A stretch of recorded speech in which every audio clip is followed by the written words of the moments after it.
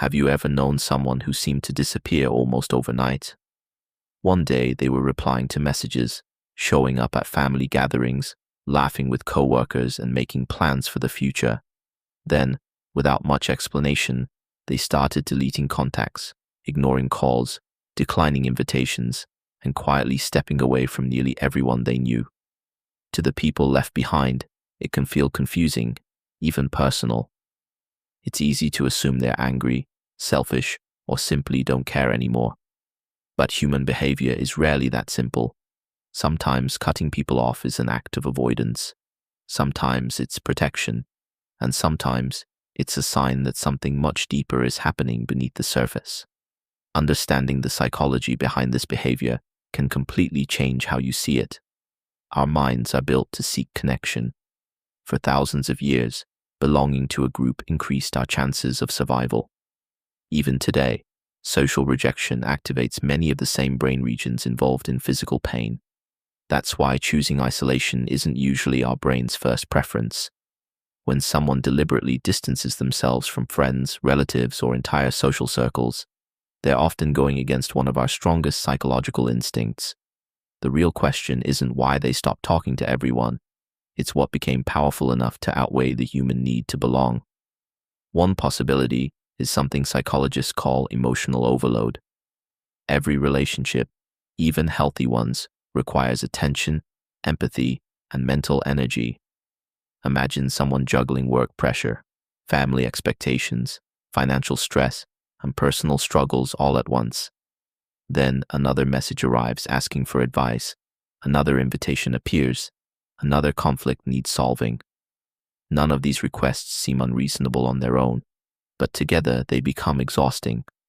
Instead of setting small boundaries, some people take the fastest route to relief by withdrawing completely. It's less about rejecting people and more about escaping constant emotional demands. This becomes especially interesting because people often mistake withdrawal for confidence. Someone who says, "I don't need anyone," can appear emotionally independent. Yet psychology suggests the opposite isn't uncommon. Research on attachment styles shows that people who learned early in life that closeness leads to disappointment or hurt may develop an avoidant way of relating to others. They value independence so strongly that emotional distance begins to feel safer than vulnerability. They don't necessarily stop caring about people. They stop trusting closeness itself. Picture a friend who rarely asks for help. Whenever life becomes difficult, they disappear instead of reaching out. Weeks later, they return acting as if nothing happened. From the outside, this can seem cold or confusing. But internally, they may believe sharing struggles makes them a burden. They've learned to solve everything alone because depending on others once led to rejection, criticism, or neglect. Over time, isolation starts feeling familiar, even if it quietly increases loneliness. Not every decision to cut people off grows from fear. Sometimes it comes from changing identity. Throughout life, our values evolve. The hobbies we enjoy, the goals we chase, and the people who influence us all shift over time.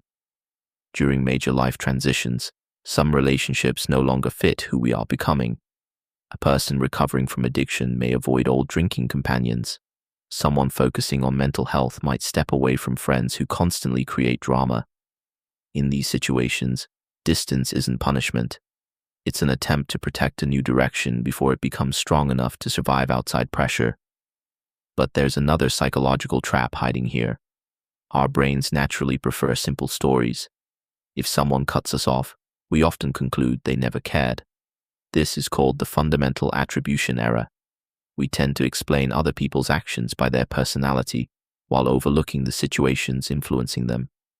We think they're selfish, instead of wondering what invisible stress, fear, or internal conflict they might be experiencing.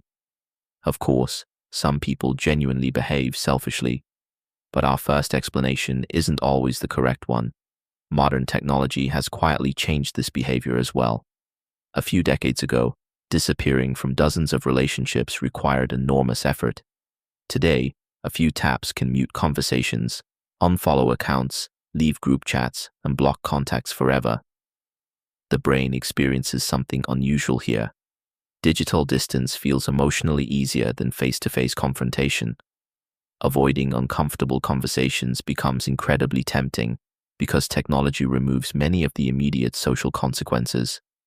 Instead of resolving conflict, people sometimes erase reminders that the conflict ever existed. Ironically, this doesn't always bring peace. Cognitive psychology tells us that unresolved emotional experiences often continue occupying mental space. Ignoring a difficult relationship doesn't automatically resolve the emotions attached to it. That's why someone can remove another person from every social platform, yet still replay conversations in their mind months later. Physical distance and psychological closure aren't the same thing. There's also an important difference between healthy boundaries and emotional walls. Healthy boundaries define how we expect to be treated, while still allowing room for trust, respect, and meaningful connection. Emotional walls, on the other hand, are designed to prevent anyone from getting close enough to cause pain. From the outside, both behaviors can look similar because both involve saying no. But psychologically, they're driven by very different motivations. One creates safety while preserving connection. The other eliminates connection to create safety. Consider two coworkers who leave a toxic workplace. One stays in touch with supportive colleagues while avoiding the people who manipulated them. The other refuses to answer messages from anyone connected to the company, including close friends who had done nothing wrong. Both left the same environment, but one created boundaries while the other generalized danger to everyone involved. Our brains sometimes overprotect us by assuming that if one part of a situation became harmful, the entire situation must be avoided. Another overlooked reason people cut everyone off is shame. Shame is different from guilt. Guilt says, "I made a mistake." Shame whispers, "I am the mistake." When people experience deep shame after failure, divorce, unemployment, addiction, or personal setbacks, they often isolate themselves before anyone else has the chance to judge them. They may tell themselves they're protecting others from disappointment, when in reality, they're trying to escape their own painful self-image. Isolation becomes both a hiding place and a prison. Stress changes the brain in ways many people don't realize. During prolonged stress, the brain becomes increasingly focused on immediate survival rather than long-term relationships. Emotional regulation becomes harder. Patience shrinks. Social interaction requires more effort than usual. Someone under chronic stress may cancel plans repeatedly, not because they value people less, but because their mental resources are already stretched thin. From the outside, it looks like indifference. From the inside, it feels like barely keeping up. Then there's the surprising role of certainty. Human beings dislike ambiguity. Difficult relationships often involve uncertainty. Should I forgive them? Should I confront them? Will they change? These questions consume mental energy. Cutting someone off provides an immediate sense of clarity. The relationship is over. The decision feels complete. Our brains often mistake certainty for peace, even when that certainty comes with loneliness. However, permanent distance isn't always the healthiest answer. Psychological flexibility, the ability to adapt our thoughts and behaviors to changing situations, is linked with better emotional well-being. Some relationships truly are harmful and need to end. Others simply require honest conversations, clearer expectations, or temporary space. The challenge is learning the difference. Cutting everyone off may solve today's discomfort while creating tomorrow's isolation. Perhaps the most fascinating insight is that people who isolate themselves often continue thinking deeply about the very relationships they've left behind. Humans are remarkably social creatures.